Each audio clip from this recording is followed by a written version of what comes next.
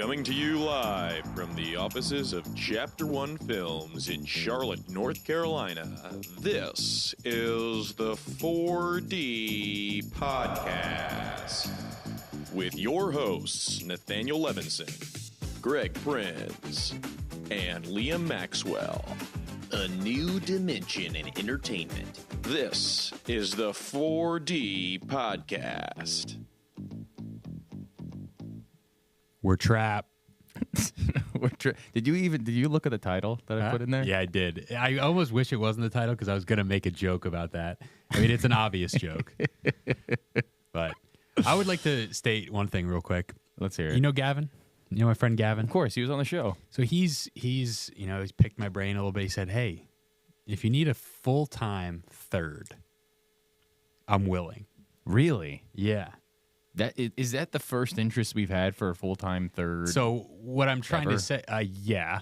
What I'm trying to say is if the unprofessionalism, of this MTG over here becomes too much to bear. I don't know. I mean, you can't. We got say a guy that, waiting in the wings. Nathaniel, what do you think?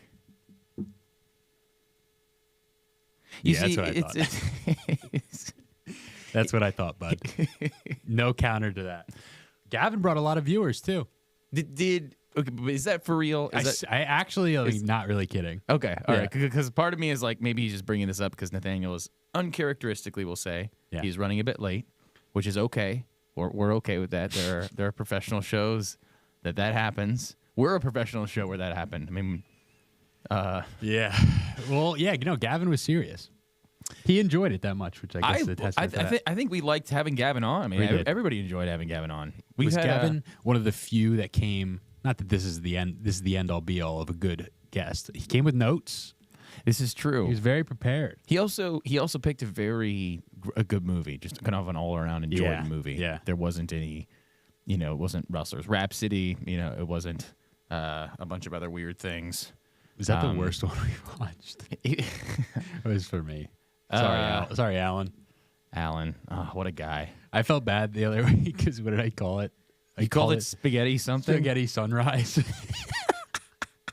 And then I remembered that it was Alan, the guy across from the table that picked it. That'd be like if he was like, "Good Will Hunting, this movie sucks." In all fairness, though, Alan did. Like he came to me and was like, "This is a weird movie." Yeah. And he's like, and we always talk about really good movies, the profound movies. Mm-hmm. And then when I was like, "Oh yeah, like come on the show," he goes, "All right, I'm thinking," and I forgot what he said, but something very, very, very agreeable. Just a great movie. Mm-hmm. And then he just goes, "Oh, you know what? Rustler's Rhapsody." I'm just going, "Yeah, okay." Right. At least he was a good guest, although I haven't received a call from him. We're getting called. Hello, Nathaniel Levinson. I've gotten no call. He's been standing there for 10 minutes. Well, tell him to call. Nathaniel, come on in, bud. Hey, Nathaniel, come in. Fuck you guys. Dude, Nathaniel, you have to call me on the box thing. Greg, I did it 3 times. It's a pull door. Oh my goodness. All right, I'm gonna go get Nathaniel. You talk to the people. Yeah. You pull on it. Anyway, folks, what we got today is we got the new M. Night Shyamalan movie, Trapp. Now, I'm sure you're aware of this as it was marketed to death. I know every movie that I saw in theaters had a trailer for it. And we're trying to stay current on this show. So we picked a current show for you guys. And boy, was it a disaster. I blame Liam somehow. I introed Trapp for us, by the way, just to catch everybody up. Just to segue. All right. Yeah, I mean, I think we should, it's So to the crowd that had to deal with Liam by himself, we want to apologize. Yeah, thank goodness. We are bleeding. We are bleeding viewers, dude. I don't know what you did when we left. It's a negative number. I didn't even know YouTube could do that. I just checked. Check. I just checked. We went from 77 subscribers to 10 to -6. Like it's not even possible. In 10 seconds, it reverse subscribes. We're imploding. Yeah. So Trapp. I think it was pretty. The most disappointing movie we've seen this year. Not to put too bad. Yeah, if I just had to be casual about it, I'd say it was a piece of trash that nobody should go watch. It was. Let's get into it. Well, right? in all fairness, before we get there, You wanna chat actually did say that they loved the solo moment, and Marco said Liam is goated. Yeah. Marco, That's what the people want. More one-on-one time with me and the camera and the folks at home. all right, Good for Marco, you. how much did he give you? 0. Just charisma. Yeah, how many zeros he put on that check? What was the first comment? The first comment was, woo, Oh, he love. 2 comments. It was, woo, love the solo moment. Who is that from? That is Marielle. That's my girlfriend. Your It's not her name. Well, that's what it says. You don't. Hey, Oh, he won't. Greg. You don't need to support this. Yeah, no, you should turn this It's off. okay. You Greg should, just butchered let your him, name. Let him hoist himself on his own petard. It's okay. Thank you. Okay. All right. We're going to. All right, Trapp. So No, we're going to pause for a couple seconds here, guys. We all know I'm dyslexic. All right. That was uncalled Okay, for. that's fair. I, All right, I did forgot. reject I actually it. forgot you were dyslexic. My boy. Okay. That Now, might be hold the on a biggest minute. joke. That might be the biggest. That might be the worst Liam's joke. hot takes. Yeah, for real. If there was ever a time. I have a poor memory. Liam Maxwell's hot takes. I got a poor memory, Greg. I'm sorry. All right. Here, you want a hot take? Thank you guys. You want Again, a really hot, spicy take? Trapp is a movie that's worth watching. That's a hot take. more like trapped in the theater. More like trash. Trash. Super easy. Give me some more of those. Actually, like- let's hear that. This is More this is like good. M. Night Honestly, I'm Trappalon. stuck on trash. More like Trapped in Theater is good. Yeah. Trapped in theater. That is the name of this episode. By More the way. like it's about as good as trap music. I'll let you figure that one out. Yeah, I agree with that. Trapezoid. Now, stay in your lane, buddy. Oh yeah. So, yeah. did you do the plot rundown? No. All right, you ready for me to give you the plot Your rundown? choice. Oh, boy. You I got got you. it. I got you. Ready? Okay. Watch the trailer. That's the plot. Yeah. But Nathanael, isn't M. Night known for his twists? Okay, so and here's the thing. So It wasn't even that there wasn't a twist in the movie necessarily. Although Greg and I, like leading up to it, I kept like giving these potential twists. Yeah. And they would have made the movie so much better. It wasn't even that there wasn't a twist. It was that there is no development of anyone throughout the entire movie. That's it is correct. one of the flattest movies in terms of plot that I have ever watched. So if you've seen the trailer, you really have seen. you really have seen the entire movie. So because this is a newer movie, Sure. I'm going to start off with this by saying it's a spoiler movie. There's gonna be spoiler tons, cast tons and of spoilers, tons of coming up. spoilers. But here's the thing, And there really is not much to No, spoil. there's not. so here, I'll give a quick rundown of the movie, and then we really will. No, we'll- right. we're You ready gonna for me to get give right into it? give the rundown of the movie? You just I did can do it. this I can do it. I can do sarcastically it. No, seconds ago. I can do it in like 1 minute or less. Okay, Time oh, him. let- Time me, yeah, time let's, me. here we go. And go. Okay, a dad takes his daughter, teenage daughter, to this concert, which basically it's like a Taylor Swift concert, right? And while he's there, it gets like the arena gets absolutely barricaded by police, and it turns out that the police are there to catch some serial killer named the Butcher, who like chops people up and leaves them around. And it turns out that this dad is the Butcher, and so the movie is about him knowing that they're chasing him, trying to get out of this arena without getting caught by the police. That is literally the entire movie. That was pretty good. There's nothing more that happens to that movie. And to spoil the ending, he gets caught, and then the very ending is I honestly, I'm gonna come back to this. He doesn't actually get out. He only gets out if the police are as incompetent. Okay, they're like the They world's most are incompetent incompetent, police. though. So Yeah. at the end of the movie, he gets out, and that's literally the only thing that happens in the movie. Yep. Like no one actually gets killed. He doesn't butcher anyone. No one changes. No one grows. Nothing happens in the entire damn movie. 55 seconds. Yeah, that was pretty good, and I'd actually give it to him that it was under 30 because Yeah, I think he I got agree. done with his. Yeah. Well, the first 2 acts are in the stadium. Sure. The Yeah. third act is They actually do. So if you're gonna As he's be eluding technical, them he outside the does stadium. get out of the He does get original out of the stadium. trap. Whatever you're gonna, Yeah. he gets caught though. or does he? Or was the trap really his house? I thought that was supposed to. I thought there was No. some bigger thing going on. Okay, so I want to talk about contextualization and recontextualization. If I can get a little meta on you guys. Go ahead, Greg. Hit me. Okay? Take it But- away. But before No, I do the that, science, okay, do the before, science thing. Before, I was before I do gonna that, do we do want it. to do our like, breakdown? And here's the thing: there's just not much to say about this movie. Mm-hmm. It's just kind of boring. Science I kept time. expecting. I was like on the edge of my seat. So I really had to Teach me, pee like doctor. halfway through the movie, Mm-hmm. and I was like, something must be about to happen. So I need to wait for because like nothing has happened. It keeps building up to like something's going to happen. That might be the summing up of the entire movie is waiting and going, something is about And to if I happen. might be a little bit crass, the entire movie is edging, but there's no climax. Yeah. So, okay.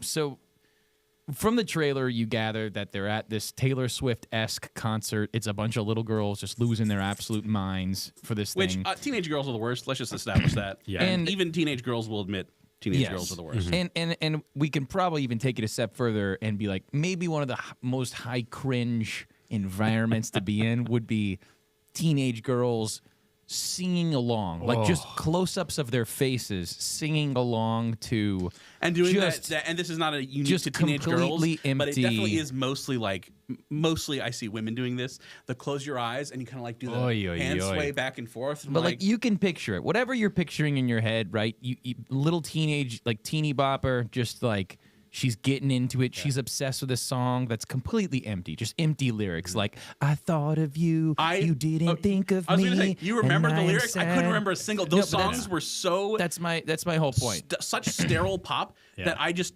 completely tuned them out. Now you know that those are real songs Yeah, by M. Night's daughter. yeah, but She's it an was artist, like yeah. complete She's an artist. sterile pop. Yeah, no, nothing else. I'm not disagreeing with you, but the whole my theory is that the hour and a half, it was like an hour and a half to hour 45 audition tape for M. Night's daughter to get streams on music. You know what the platforms. wild part guess. about that is? That movie was like an hour and a half. Oh my gosh, was it Yeah, really that yeah, short? no, it was not felt long. so long. It was not It was- objectively oh, long. boy. It was total runtime. It felt an longer hour, than 45 Oppenheimer. minutes, and there was at least 10 minutes of credits. So Yeah. like we got done at like an hour 35.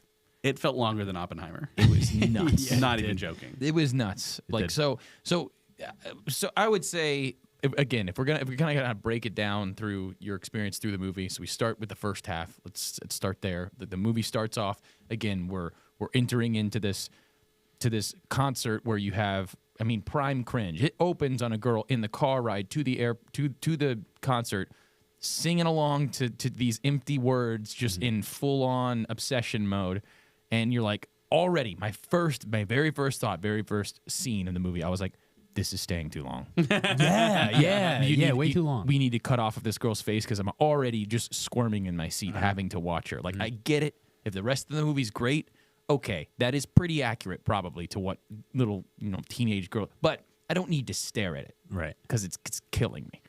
That goes on, I For kid so you not, long. for like 35. Well, it was the almost like a first- full song, like a full 3-minute pop song. Oh yeah, It's like the opening, like the scene establishing went on shots. way too long. And then, but I'm just saying, in general, that was kind of the beat of the whole. Like you, because in the concert, you got really elongated moments where I was like, okay, I'm picturing like we all watch the trailers. The concerts are gonna kind of be going on in the background, and primarily it's gonna be about this mastermind getting his way out of these traps. Which could be interesting, right? I think Yeah. we all thought the idea had some merit there. And when you watch it, you're going, okay, they're spending like 3.5 minutes at a time addressing the artist on stage and her singing and just saying, like, dude, the whole part, like, there's a point, right? So the main artist, Lady Raven, is like, I forgave someone a long time ago. Oh and my he gosh, hurt me. that made And my so, skeleton dude, try to jump out of my body to run away from the cringe. And there was no like relation with the plot of No. the movie. No, to that. No. and this is the bane of it all, right? This is what really afterwards makes you angry, is because I didn't know at least that was M. Night Shyamalan's daughter as Does that Lady make it Ra- worse? Oh, dude, it was like Nepo baby. It was as if he was sitting there, just like Hold on. like a father would, Keep going. patting I'm going her. to pull up the Rotten Tomatoes. The Rotten Tomatoes. It's like he's just review that I patting his saw daughter that on the made me laugh. back, going, I know what I'll do, sweetheart. I'm going to make a movie, but in reality, I'm just going to give you a chance to sing all your songs up there and to say a bunch of just like, again, completely empty, senseless. Like the whole speech she had about forgiving people was just the most nauseating thing I could think of. And she's like, if you want to picture that person in your soul and then forgive them, then turn the light on your phone on and all the lights turn. And I'm like, and I leaned over to you and I'm like, it's like an altar call at a middle school where all the kids just get saved every week. And they're like looking around. They're like, well, let's go up. And you're just like, okay, well, like it's just completely empty. And again, if that goes on in the background of a very interesting movie, fair. Okay, you could push through that. Yeah.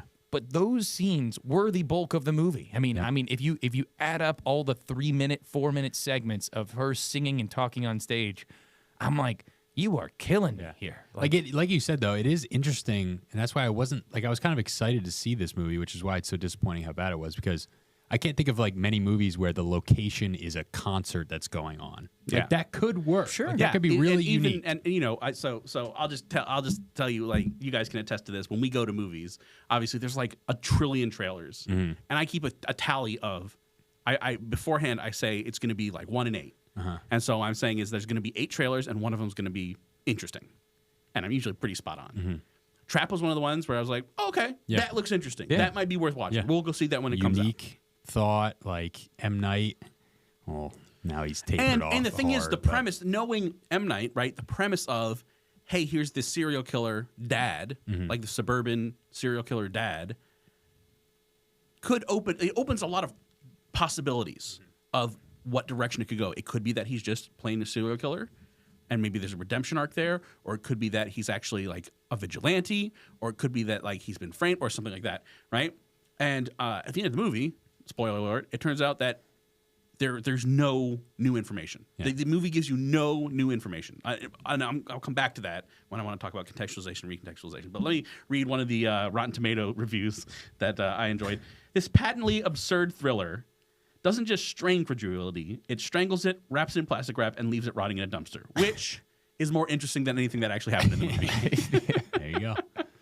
And I mean, but yeah, most of the critics, and okay, so this is one where, so typically if you look on Rotten Tomatoes, if it's got a high audience score and a low critic score, that means it was either fun but dumb, or it means that it was not hitting the cultural button for the critics, but it was good. That's usually the two outcomes. Yeah. If the critic score is really high and the audience score is really low, that usually means it's dog water, Or and woke. it just is pushing the correct message, but is absolute dog water. Like all the new Star Wars, like The Acolyte is just an abomination of film. So the audience score is dumpster fire low, but the critics are like, it's so brave and stunning, saying nothing about how it actually works as TV, right? Which you'll notice is like it's always absent from these reviews. They're like, oh, this person is just so brave and bold. Like, okay, but are they acting good? right. Right? And then if the audience score and the critic score are about the same, that usually indicates that it's a fair assessment, generally speaking. Not, and again, you always take aggregator sites with a grain of salt. Yeah. But generally speaking, if they're around the same place, that's a good indication of the general audience perception to the movie. And so I looked, and they're all like 50%, both, right there. Which seems high. honestly, I would Seems put it lower, high. but I can see I can see where you get that 50%, because if you just look at like scene by scene, you can see there's some interesting things that happen. But if you take it movie as a whole and like plot and characters, it's a 0. It's a 0 out of 10 on those. And of course, not the whole audience is not going to react to a Taylor Swift pop concert the way we will. Right. So also keep that in mind. I tried to keep that in mind in the sense of like I didn't want to be too harsh on the girl actor because I thought she was fine. Because I bet you that is I an thought she was a accurate- pretty realistic. Okay, so Right. I have 2 younger sisters, so I will just tell you. Yeah. I thought she played a teenage daughter that is obsessed with a celebrity, exactly like I have encountered teenage no women. problem Those are acting. Swifties. Those are Swifties. Yeah, so I thought how annoying her Swifties performance are. was spot on. Now it's her character itself is not like, I wouldn't want to spend time with that person Right. because I wouldn't, I'd get nothing out of it, right? But that was pretty much spot on to how a teenager would. Well, and hers react. didn't require any like Sure. development or anything. Yeah, I'm not saying it was a She just- difficult role, but also like as far She as did it children acting fine. goes, I thought she did fine. She did fine. Like when she expressed emotion, it seemed genuine. Yeah. Which for child actors that's usually like the sticking point. Yeah. At the end of the movie when she's distraught, I thought she was actually distraught. So I thought she did a decent job. Yeah. So keeping on the same vein of acting, Lady Raven, on the other hand, what do you guys think about so as far as acting with people that had extensive roles, because there's not really there wasn't a whole lot. It's like 2 or 3 people. So you had obviously in the main character you have what was his name? You have The dad. What's the dad's name? You have his wife, and then you have It was like a really generic name. And did they ever mention the wife's name? I know it was Alison Pill that played her because I recognized her from Scott Pilgrim Was it vs. the World. Spencer? Was his Cooper. name? Yeah, Cooper. There we Yeah, it was go. like a really generic white name. So you have Cooper, you have his wife who gets introduced mostly later, and then you have Lady Raven. Those are pretty much the and only his kid. Yeah. And his kid. And his who's- kid, but we've already addressed Trivium? that. No, what was the kid's name? Who's Tribby? Who's kid? Cooper's kid. The daughter. Oh, Riley. Riley. Yeah, I thought you were talking about I think you're talking about that twerp Yeah, so it's Sonny like has. it's Cooper and Riley, and then Lady Raven, and the wife, whose name I can't remember, who's played by Alison. yeah. Liam's the twerp son, dude. This kid has 3 seconds of screen time where he runs out of the house, and again, we're talking like prime at this point in the movie. I'm You just talking like about the guy who was trapped in the basement? No. So like they bring so for the audience at home, like Lady Raven ends up taking them, being forced in a way, taking Cooper and his daughter out of the stadium, out of the trap, back to their house. And it's worth noting that Lady Raven is in on the trap. She knows, which that makes he's the no butcher, sense and to me. But Nothing makes sense. Well, yeah, she's a superhero. We can get back to that. But anyways, so there's all a right, scene so where you're right.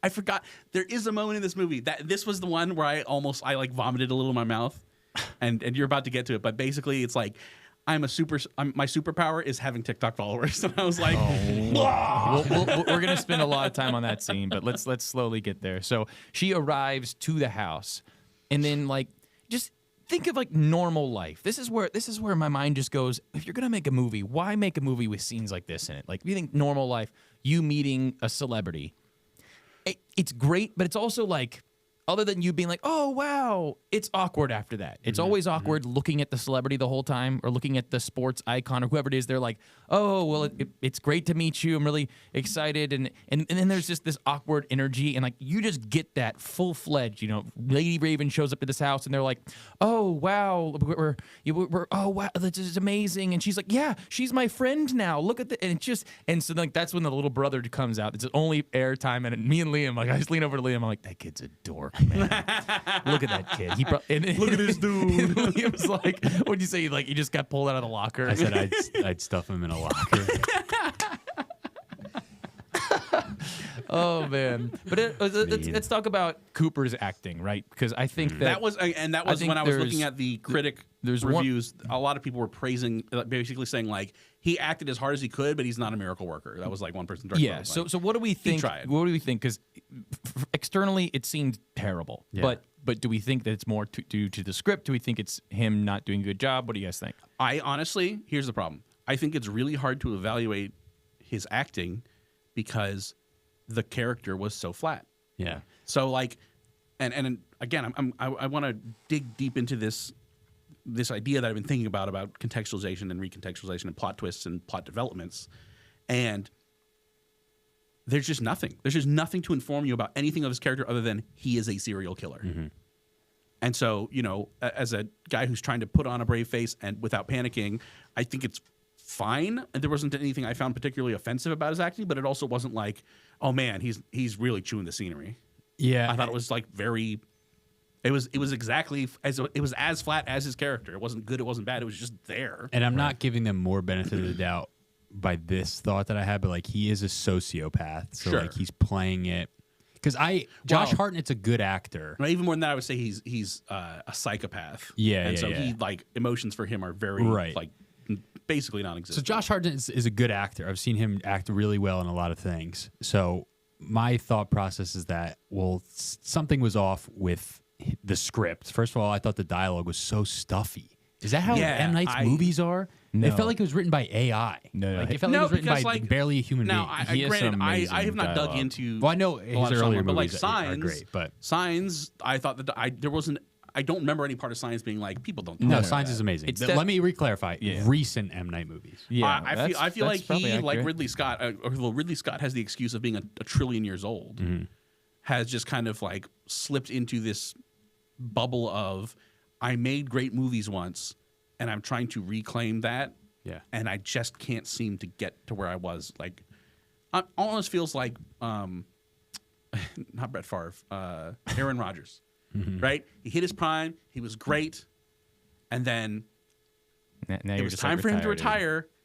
and he's still trying. And what does he do? He immediately like tears his ACL Yeah. like first game. Also, like, that is Brett Favre. That does describe Brett Favre. yeah, by the way, Brett funny Favre did that too, Yeah. right? It's like you're clearly past your prime, but you're just not willing. And I mean, Tom Brady did this as well, and ended up with a divorce because of it, because you're just not willing to let go of that glory, to retire at the top of your game, to go out on a W. Yeah. And you're like, well, this is all I have. I just got to go back to it and try to recapture that, but it's not. You're not the same person. Yeah. Right? I think the messy way of doing it, which I don't know how Brett Favre would do it, where you say, I can't play at this elite level anymore, but I can go to North America, or not North America, specifically the USA, where their soccer teams are garbage, where I'm still good, Yeah. but I don't have to play to the same level that I was. So it's kind of like I still get to do what I love, but at a level that my body can physically handle now. And I feel like, I don't know, and I don't know what that looks like for a movie director. Maybe it's like a less ambitious project, or something where you don't have to live up to this expectation of it's going to be a twist, and just make a slower, more thoughtful movie. Yeah. To expound on that analogy, I think it's also like Tom Brady physically is not there anymore, but he would be a great coach. Right. He would be a great in the background. There's a lot of things you could do. Maybe M. Night could be good on a movie set. And right? we have the proof that he probably wouldn't be, because we saw the Daughters movie. Oh gosh. And it was not very good, and he was a producer Woof. on that. So he was. What movie was that? Watchers. The Strangers. The Watchers. Strangers. Oh, the that's Watchers. right. That was her Watchers. movie. Yeah. That was- She directed that movie. Okay, so Yeah, it's she different directed that daughter. movie. Different daughter. He's got Different two. daughter. He's Okay. got Oh, two well, there you daughters. go. Yeah. So this is his prize But daughter. again, though. this was. This is the double threat. The acting the one and the one singing. he was willing to put on in front of the camera. The one who was like, "Oh, I'm going to make a movie about you." We're like, first two acts, show off your singing. Third act, we're going to show people how great of an actress you are. and we're You going can to do it really all. emphasize how thick they drew on your eyebrows. I was like, what? I couldn't. I don't understand the whole like shave your eyebrows and then draw them on with pencil. It doesn't make sense to me, but I understand that it is a thing. But I found that really distracting when it's like close up to her face. She's supposed to be serious, and it's just like, it's like, what the hell am I watching? It looks like an anime, like with the characters that have the face tattoos. That's what it looked like to me. Yeah. It's like she's about to go Super Saiyan. The other thing about the dialogue I want to mention is like I watch. You know who Jeremy Johns is? Yeah. He's great. I like him a lot. I usually agree with him. He said something funny that I was like, that's so true. He's like, a lot of the tertiary characters, like the guy that's selling the T-shirts. Yeah. Their dialogue is like they're an NPC in a video game. Yeah.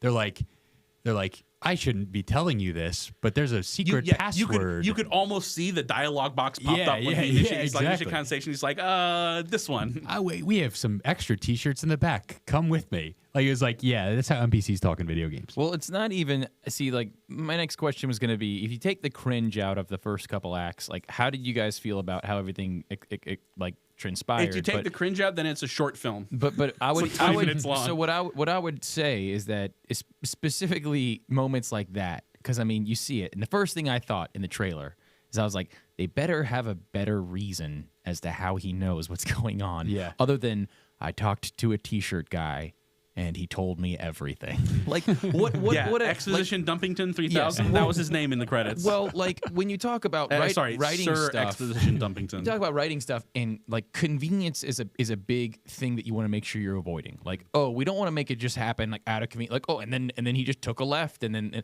we just watched Spider-Man 3. Okay, it is a very bad movie, but it is pretty funny. But I'm not gonna get into it because we can talk about it for a long time. But there's specific moments. There's other than the dancing, there's specific moments that are so wildly stupid convenient. Like the one guy happens to go to a church to pray, and I forgot that about the Lord would kill Peter Parker, and 'Cause that's Peter how Parker prayer happens works. to also be landing at the roof of this church and be ripping the venom off of him, and then he's standing underneath him. And this is like these are two main Yeah, it characters was of the like movie. it and they was happen to- wild. There's like the one church in New York, I guess, that has a bell tower, and Eddie Brock is apparently kind of but religious because he's like, "Dear God, please smite this man." Which, okay, I think you might want to go back to your Bible, buddy. So, Read the anyways, Sermon on the Mount. not to get too Yeah. distracted, but my whole point being the reason why that's bad writing is because you're just clearly saying, "Well, I want this to happen, so let's just find a way for it to happen." So this is very clearly M. Night going, "Well, we want the main character to figure out that they're there to trap him." All right, we'll just have this guy tell him everything. And it's here's the like, thing. wow, that's so lazy. It's very much, and you know, we talk about this a lot of good movies and shows, or good movies and television show without telling. They let you see what's going on, Right. and then your brain makes the connection and you figure things out. Bad shows and movies, and there are times where you need like a narrator or someone to explain things, but it needs to be diegetic. You guys understand what I mean when I say diegetic? Press it. Okay. I'm finding it, Liam. So for instance, Science so time like with in Nathanael Levinson. Deadpool and Wolverine, right? Teach me. It opens with him. It opens with them playing NSYNC's "Bye Bye Bye," right? And he's dancing to it because the music is happening like in universe. Yes, That's sure. diegetic music. That's like, oh, the music's on the radio. If they went over and hit the radio, it would turn off. Oh. Versus like when the score is like rising and swelling in Inception, you hear the blah. Like the characters in the movie aren't hearing that because it's not there. That's non-diegetic. I didn't So even know exposition that's diegetic would be like, we just brought this new guy in, you need to show him the ropes. And so like showing him around like, okay, well, here's where our super collider is. Don't step over there or you'll get superpowers, right? Like, it can be more well done than other things. But like, in other words, you bring the audience up to speed by having a character who Yes. needs to know these things. Exactly. Versus when you have, and this you see this a lot in really bad movies and television, where two characters who should already know all of these things. Well, the example of this is the original Suicide Squad. Yeah. Where Katana walks up and is like, this is Katana. Her sword traps souls. You don't want to get on her bad side. And you're like, he would not say this to these people, right? He has no reason in universe to be having this conversation. And it's just for the audience, but so it kind of breaks that fourth wall in a bad way of, you know that this character is not saying this because it's something that needs to happen within the terms of the world. It's something that needs to happen so the audience can hear. And that's one of the reasons the narrator is useful a lot of times, is so you don't have that really weird thing where these characters are saying things that they should already know. Yeah. A narrator can give you information without having to have two characters have a dialogue where it's going to come off as really weird for them to be having that conversation. I would even take it though a step further past just showing over telling or whatever the case is. I would even say just as far as that character specifically in the movie, I think the idea is that he's somewhat of like a genius to get out of these situations, right? Like I think that's the interesting part, right? If there is an interesting part of this movie, it's that he's crafty and can get out of these things, and that might be fun to watch.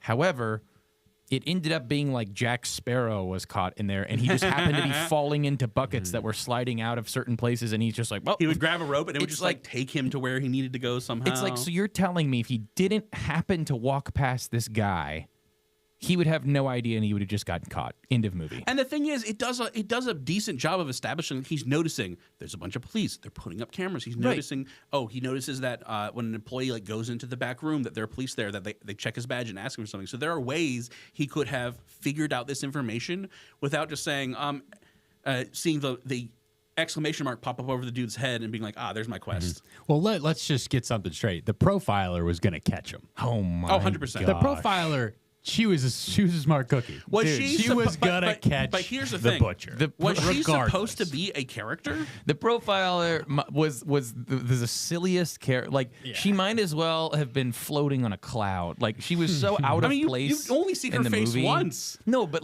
that's my hope. Like this movie as far as being a silly movie and very bad, it was very grounded, right? There's nothing happening in the movie that you're like, oh, like wait till I tell you about the fry oil. But okay. we'll get there. Anyways, but there is one character who just, again, little girls are acting like little girls. Overcompensating single parents are acting like overcompensating single parents. You got all the things happening. But then there's this one person, right? You have all the SWAT teams coming in, and then there's the one person who walks in with the SWAT thing, and it's this little old British lady, and you're just instantly taken out of everything. You're like, Hello, oh, dearie. I'm sorry. Would Yeah. you like some tea and crumpets? We're You wa- fucking murderer! We're watching a movie, like very clearly, and she's just like, if you guys catch anybody who's doing these things, be careful and wary of it. And I seriously, I think I looked over to you and I'm like, it's this is a joke. This is a joke. She's giving them this briefing like over the radio and they show later, like they have the officers are doing a briefing in a room when he like goes and gets the coffee. And they're like, that's one thing where he's like, he makes it to the briefing and overhears them talking about this. Those are And fine. Those are that good exchange of moments. information makes sense, especially from his character perspective, that he's skulking around, he's pretending to be an employee, Yeah. and he's picking up information that he should not be privy to. That makes a lot of sense. And then he steals a computer walkie-talkie, and he's He should have listening. done that And then the first. British lady comes on and is like, now listen, here's exactly what he's going to do. He's like about to pull a fire alarm. She's like, he's going to pull the fire alarm. And you're like, shut up, bitch. Dude, You just let him get away. I swear, when I started hearing her just ramble about being a profiler, all it made me think of is like, dude, every girl I talk to are like, and this is probably, I mean, you guys can might be tell a me you thing, yes Greg. or no. No. Every girl I talk to is Ladies in the chat, please verify. Are into the murder mysteries. Like, Oh, yeah. that's like their thing. They're like, oh, I love to how to catch like the how to catch Like a true crime serial- stuff? Yeah, exactly. I the true don't see the crime appeal stuff. of this, I'm going to be honest. I know. I don't see it at all, and yet almost every single girl I know is like, It does oh, I'm seem to super be a into true crimes. very, I love true a very crime. strong, a very large female demographic that likes Yes. that. Yeah. I don't personally get it, especially when statistically speaking, you're more susceptible to violent crime. Mm-hmm. Not more likely to have violent crime committed against you, but more susceptible. You guys know. What I'm Yeah. saying. Yes. But my thought I would when think that'd be s- like terrifying. Like, Yeah, oh, yeah, no, some guy totally. just got murdered, like randomly stabbed on the street, and then Yeah. they chopped off his head at the deli, and like, I would never go to a deli again. Okay. Yeah. My thought though, when I see this lady walking out there, just clicking her walkie-talkie and talking, it's tiny- just this is somebody that should be sitting in a chair reading a book about this stuff and dreaming about doing that. Like, you're not actually out in the field. Like, hey, I read a book on this and now I figured them all out. I'm like, that's such a silly thing. That why have a pro? Like, she was useless. useless. Absolutely useless, except for to make for another horribly cringy, terrible scene that again played no purpose in the movie, which we'll get to it, where Lady Raven is sitting in the car and she's like, "You've been a very bad boy." Oh Dude, my okay, gosh! that was I like- forgot about that scene. I wanted to cry, like that was scream, like, horrible. please Yes. move to the next scene. It was, and nothing happened. Yeah. Like again, if you were to say, "Hey, she's gonna have some background profiling on this guy to where she knows if you're caught, start saying these words that'll trigger him," and then it turns into something. Okay, you needed that to happen. I still think that the scene is cringy, and it's really just stupid to feel like I've never met somebody. But yeah, I can just read them like a book. That's not the way life works. I'm sorry, but but nothing happened. She's saying it. He gets irritated, then he goes, "Okay, let's go." And then the movie proceeds Okay, on. so this brings me nicely into what I want to open up as a broader discussion about contextualization, recontextualization, and why this movie didn't work. It's science time with Nathanael. Not yet. Levinson. We will get to That was a science. record. Teach me, 3. We're gonna doctor. get 4 of those. All right, So let's we're gonna hear go it. like this. Okay, so when you're watching a movie, and this is especially true for like a thriller movie or a suspense movie or even like a mystery movie, right? As the movie unfolds, you are given information that gives you context for what is happening. So let's go, for instance, like a movie opens and you're in a bar, right? And some person walks into the bar, walks over to a person and says, "You son of a bitch," and just decks a guy, right? Now we have no context for why that happened, but we know that, okay, clearly our minds are starting to formulate, oh, clearly this person has an issue with that person, unless they're being randomly violent. This person has an issue with that person. And then fast forward and there's a flashback and you see, oh, here's how this person wronged that person. That's giving you context for what's going on, okay? So it's contextualizing, it's giving you new information that is helping you understand what it's established, right? Right. This movie didn't really do a good job of that. When I talk about recontextualization, that's in terms of like a plot twist. Recontextualization is new information that changes how we look at everything we've seen before. Right. So if we want to talk about a good plot twist, which Yahtzee Croshaw did a great video. He was talking about video game plot twists. But he did a great video because it's functionally the same, where he's like, you need really 3 elements for a plot twist to work. 1, you shouldn't see it coming. That's a pretty obvious one. Like if you see the plot twist coming, then it's not a really good twist. Number 2, it needs to not come out of left field. So in other words, it needs to be tied to what we already know. It needs to recontextualize.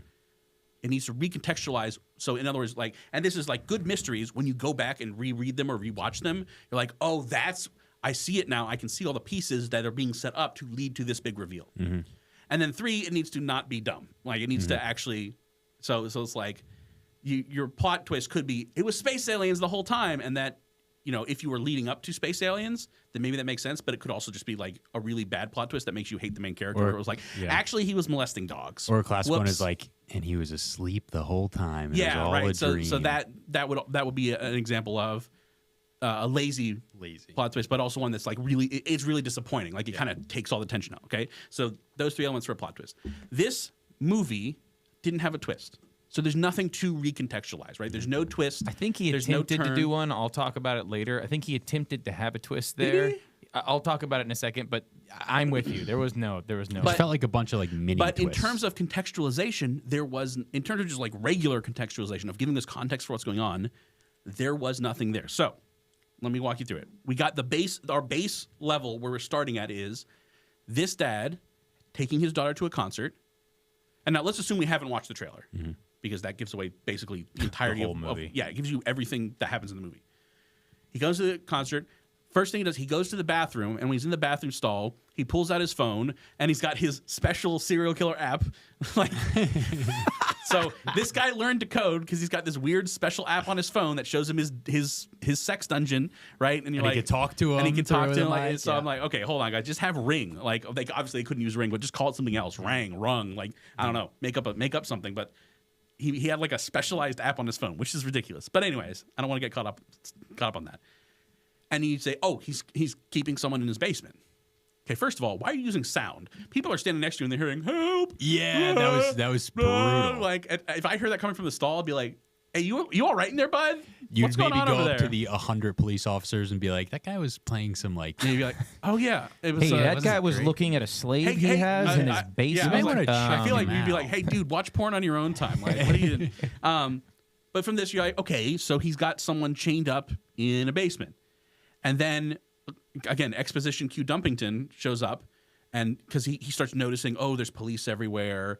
They're putting up extra cameras. He's noticing extra layers of security. And so he goes up to a T-shirt guy, and he's like, hey, so what's going on? The guy's like, I'm not supposed to talk about it. And he's like, you can trust me. Wink, wink. I'm a firefighter. Hee hee. Okay, whatever. If you want, that was badly done. But anyways, he gets the information that they know that there's a serial killer there. They know that he's at this concert for some reason. And they do explain later. It's pretty weak, but they're like, we know that he's going to be at this concert. And so the police are basically going to search every single person post-concert to make sure that they catch him. Okay, and that is enough context for you to understand, okay, this man that we're looking at is the serial killer they're looking for, and now he's going to try to escape. It's a very, very quickly established, like, he's going to try to escape, right? And then the rest of the movie just runs in circles. He goes back to his daughter. There's a garbage pop song. And he's like, I have to pee. Walks away, tries to find a means of escape, gets foiled, walks back. And it just goes in cycles over and over again. And they give you like little bits of, okay, because you're like, maybe there's something more to him being a serial killer. Okay, but then he just like pushes a person down the stairs. Okay, so he's clearly like a Happened mean pretty dude. early. And then he, blows up some frying oil, which I'll come back to that. Blows up some frying oil and seriously scars a person. Okay, and he's in the, but the things we needed to know, like, why is he a serial killer? And it doesn't need to be complex. It could be like, he's just a bad dude. Kind of like you guys watch Puss in Boots: The Last Wish? The Last Wish. It's really good.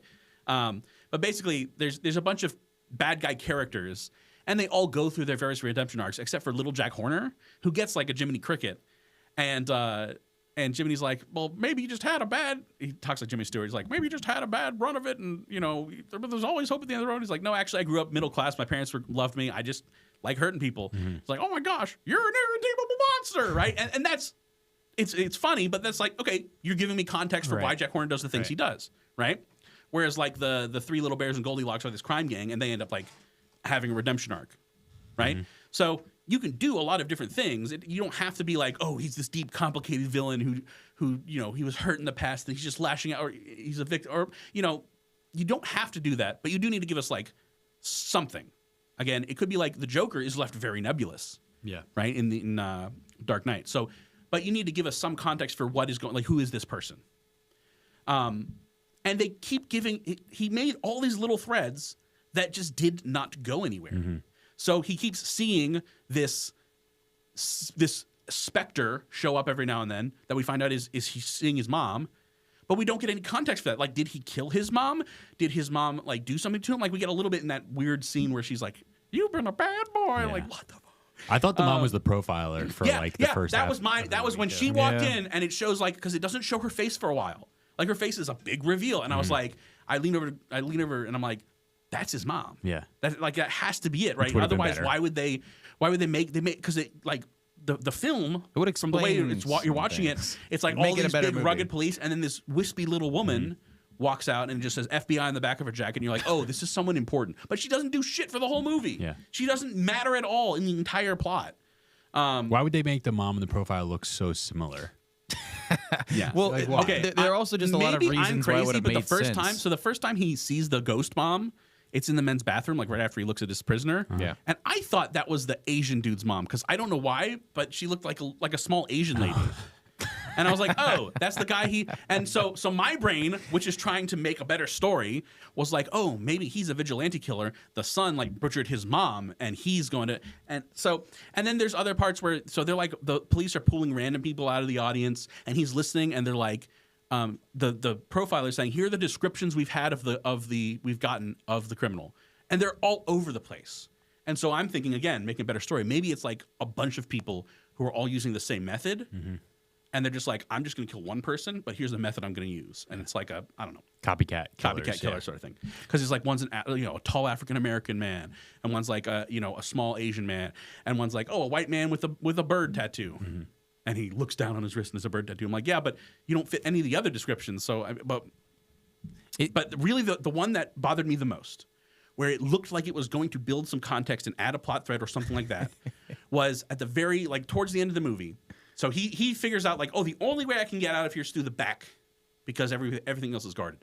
So he finagles his way to go backstage by basically saying, oh, my daughter had cancer. Use her as the dream child who gets to come up and dance on stage, which that scene lasted for way too long. Oh, God, it was The terrible. dream child who gets to come on and dance with Taylor Swift or Lady Raven, whatever her name was. Might as well. Yeah, might as well have been. And or other things of the context, like after that song, like he's watching Lady Raven walks behind the curtain and then is breathing with her asthma inhaler. That means nothing, doesn't lead to anywhere. That's so true. I forgot about that. There are all these lingering moments where the camera will linger on something so you think it's important, but it ends up not mattering. So like she brings on this extra singer, right? Who's like a Rick James looking kind of guy. Kid Cudi. It was it Kid Cudi? Kid Cudi. But Kid Cudi comes up, and the first thing you see of him is he's berating his assistant, saying, I told you got to get me Lactaid. Do you want me to poop myself on stage? I was like, oh, he's going to slip some actual milk to him and cause an accident. No, that doesn't. It literally means nothing. It doesn't do anything.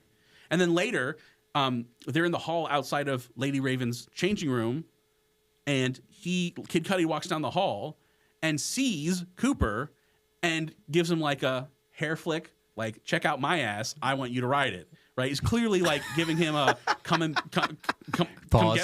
get me, big boy. And I was like, oh, that's how he's going to get out. He's going to seduce Kid Cudi. I literally Did thought not that matter. was going to Did not happen. matter Kid at all. Cudi, don't Did see not him matter for at the all. rest of the movie. He disappears from the movie. So what was the point of any of that? And that's what frustrated me is because nothing was happening, my brain kept latching on to the smallest thing that the camera was lingering on, being like, this has to be leading somewhere. And it's just dead end. The profiler saying like, he's going to cause a bunch of chaos, and that's how he's going to escape because he's like about to pull a fire alarm. And so then he just like, okay, well, I won't pull the fire alarm. Yeah. And that's it. Right? And it just spirals on and on where he just like nothing ends up mattering. Yeah. And it culminates with him basically walking into Lady Raven's room and being like, hey, I'm the serial killer you're looking for, and this random Asian dude, I'm going to kill him if you don't help me escape. And so Lady Raven's like, okay, fine. They get in the limo, which I don't know why you wouldn't still search them. That it never occurred to the police that what if he tries to use like, oh, surely he couldn't get to Lady Raven. Like, you have a trillion police. You're going to search every single human being because this guy has chopped up 11 people, and you had no evidence, zero evidence, or knew what this guy looked like, except for a single ticket stub. Like, the one mistake he made was a single ticket stub. Oh, that was the twist. That was the twist you were talking about? Oh, That is the that twist. the wife so set him the twist that he goes for that doesn't hit at all is that I guess it hits so little for me. Is that so he gets through the whole movie and you assume that this whole thing has been a trap set up because they found something on him, and then at the end you find out it's that the wife was suspicious and knew. And so the wife was planted suspicious the and ticket had figured out that she thought he was cheating on him, and then was like, it basically was like, the cleaner, you came back, you smelled like cleaner, but not the cleaner they use at the firefighter department. You smelled like a different cleaner. the cleaner they use it at the hospital. hospital, or and so I told them that you might be the butcher, and I'm like, what an yeah, she made That's some a leap. serious leaps in logic. just absolutely. But so Lady Raven, like, and of course the daughter is freaking out because, like, oh, I got to meet Lady Raven in person, and they get out in the limo, and the dad's like, Cooper's just like, oh, just drop us off in the corner, and Lady Raven is like, wait, can I go to your house? So Lady Raven is trying to keep him on the hook, and does like gets to the house and is in the car, and then like steals his phone and runs into the bathroom, and he starts freaking out, and then she gets on TikTok and is like, guys, we need to help this poor Asian man who's chained up in the basement. And so, like, through the power of TikTok and a million followers, she finds out where this Asian guy is, and they save him. Well, she had like bits of information because she was talking through Cooper's phone. He gave him bits. He gave her bits of information, and she relayed that to her followers. And they're like, "Yeah, I've seen this blue door and this broken lion statue and these little bits and bobs that managed to." That part was painful because you get like she's saying this, and it's just showing you the stream of comments, and it's agonizing. I love you. So my God, just we all need to help her. we're just there's a lion statue that I know of. Oh, it's all this stuff, and you're And sitting of course, there like, never is she like, guys, I am in the butcher's house. I'm locked in the bathroom, and he's trying to get in here. Send help to me as well, please. well, She also had the address to the butcher. So okay. His house. So Liam, tell me some of the parts that made this movie not work for you, because I think everybody's getting that we don't like this movie very much. I think you mentioned it. I think you hit the nail on the head. It was so lazy. Like, everything was just spoon-fed to this supposed genius. Yes. Also, the police officers were so asinine. unbelievably incompetent. So I do want to let you. I had one more thing about the context, and that's the profile, the whole profiler, and then so they like imply that he has this dark past because the profiler's like talking like, oh, he was clearly abused as a child. He was different, and his parent probably knows he was different. And then apparently they told all of this to Lady Raven, because then Lady Raven like starts giving that speech to him like, you were a bad boy and da da da da. But like Greg mentioned, it doesn't go anywhere. It doesn't do anything. It doesn't go anywhere. It's completely meaningless. It's another thing where they were trying to add context, but they failed. They stopped before it actually mattered. Mm-hmm. The police force was so silly in so many ways. The main way being, why would they ever? So after he gets caught, first of all, he took like 3 stun guns to the chest. And it was still no, it was fine, like 4. which He is got stun gun, unbelievable. stun gun, and then he decked a guy, and then he got stun gunned again. And then he squeezed the guy's eyes in. I don't know if that guy died. Yeah, but like post 4 stun guns was still just like charging SWAT members. Oh, and let's keep in mind, at that point he is on a lot of drugs, like narcotics. Like she put the wife puts a bunch of sleeping powder in his pie. Yeah. So he's drugged up like on a downer, and he's still juggernauting his way through. And you're like, come on, guys. But as they're leading him outside, and he's like, it's mentioned several times that he's OCD, and obviously that's a trait that, you know, a serial killer should have to clean up their tracks. But there's a bike laying on the lawn that's not upwards, and so they're leading him out. They have the entire police force of the world and guns aimed going on for him, this guy, which would have been a great time to commit a crime somewhere else, because they're not going to you. But he picks up the bike, puts it like upwards, like showing that he's OCD, and they let him do that for no reason. Yeah. Well, as soon as he moved like that, they should have shot him. They should have shot him. Like, actual police officers would have, even if they weren't shooting to kill, like shot him in the leg or done something. Or knocked him out. Like, you have to add that, one, this guy just had a hostage taken away, and then his daughter comes running to him, and that was so bad. They all walk away. They all move away, and the they let the profiler daughter is like, "Don't shoot him!" Come and hug. And you're like, "No, please!" And then after he hugs her, then he notices the bike, and he kind of like jolts down to get it, and they all are like, "Hey!" And the profiler's like, "Nobody shoot." Yeah. Why? Yeah. This guy's chopped up 10 people. He just had a hostage. You barely got him after 12 tasers, and now you're gonna let him fondle a bike and get a piece of the bike to go pick his lock. Yeah. The daughter I actually like threw my hands up in the air when they like pulled up with the kids as he's getting taken away. Like, hey, maybe wait till he's gone. Yeah. Both Liam and I were like, seriously? Like we looked at each other and we was like, what the fuck are they doing? I said it loud. I was like, who are these cops? What Just horrible police procedure. But yeah, I think that's just a testament to how lazy it was. Yeah. Like, it's just so disrespectful of the audience. But here's the thing, right? They put him in the prisoner movement thing, right? And when they unload someone from those, even if they're in chains, they are still pointing guns at him. Yeah. So he gets this like bicycle spoke, which I don't know if you guys have ever touched a bicycle wheel. Those spokes are not just like, they're under tension. You would hear like a pacang and like, okay. But he's got this bicycle spoke. Okay, he picked his handcuffs. He's still in a Now prison. what? He's not supposed to be the Incredible Hulk, right? He can't just punch his way out. Mm-hmm. They open that door and they're like, he's got no cuffs, and they shoot him dead. Well, not these cops because they're incompetent and Mm-hmm. don't understand how to actually do their jobs. But like, he's still not escaped, right? Mm-hmm. He's still in a prison van. They're still going to get him and train guns on him. But honestly, like, they should have had the Hannibal Lecter hand cart, and just wheeled him at like. He was the worst serial killer in recent times. Yeah, just And they're handling him with kitty gloves. yeah, unbelievable. It makes no sense. Yeah, the dialogue I kept coming back to too. That was just like it was unbelievable. I can't remember the last movie I've seen, and I've seen some stinkers. That was that We've seen some stinkers. poor It might just dialogue. be, it might just be the most useless dialogue. Like Yeah. I think the movie could have been silent, and it might have been more interesting. Yeah. I How really about the do. one? I forget exactly what he said, but I mean, there's a couple moments where I was like, couldn't even watch. Oh, dude. Where the trap door opens up, I told you. Yeah, and they're like, and he's like, looks at his daughter, and obviously he's like looking for ways to like escape or like get an advantage, and so a trap door opens up to reveal like a guest artist that's going to come up on stage with Lady Raven, and the trap doors is like. It's hard to describe the dynamic. He sees underneath the trap door. He and sees there's that like there's like catwalks and stuff. Yeah, he sees stuff down there. And he looks to his daughter and he's like, "Hey, check that out. Wouldn't it be cool to see where that leads?" Dude, and the daughter, rightfully so, is like, "You're being weird." She's like, not only is like, you're being weird, but like, I'm here for this concert. "Yeah, shut up." Let's if after the concert you want to sneak down there, sure, but like, I'm enjoying the music. Also, it's gonna Dad, be quit being a closed weirdo. up. Yeah. It just the dialogue on top of just being that, like the really cringy moments. I mean, over and over again. It's also just useless. Yeah. Like what good came from that? Again, like even what Nathaniel's pointing out. Well, maybe this is building on the daughter being more and more suspicious, and then something becomes of that. No, Except, nope, nothing not at all. happened. Zero. She just It like she says it like 6 or 7 times. Yeah. Dad, you're being weird. But nothing happens until like the very end when he's already gone completely nuts, and then she's talking to like the Lady Raven or the translator, like, he was being so weird. Like, yeah, he was a serial killer. We Yeah. all figured that out, kid. Thanks. Speaking of useless, how dumb and how unnecessary amount of time was put into the side plot with her friends like dissing gosh. her? Oh my gosh! What?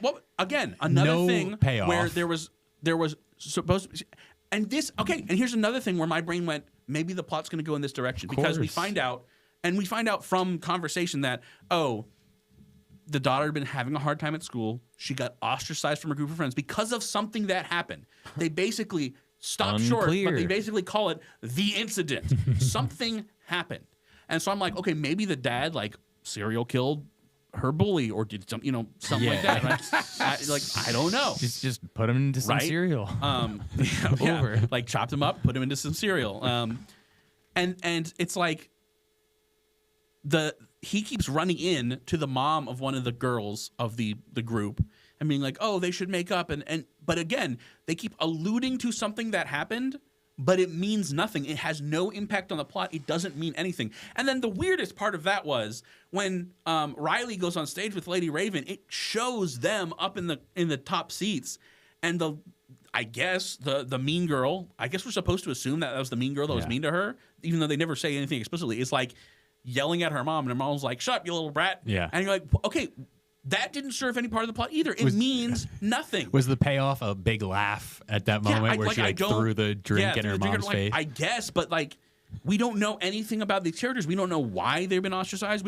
Are we just supposed to like fill in the pieces? Like, well, like, it must be a mean girl, so clearly she deserved it. Like, I don't know anything. I don't know who these characters are. I don't know why they're in the film. They literally mean nothing to the plot. They're Not so a single thin. thing. I can Zero maybe impact. see, and again, I'm not giving any credit to this, but like that's why it was so special that Lady Raven chose Riley as her friend and wanted to come back to her house because Riley was having so much. Again, no payoff. But they didn't say that, though. Yeah, They it was didn't so actually develop thin. that at all. The only reason, but we know that Lady Raven goes to her house because of Cooper. Yeah.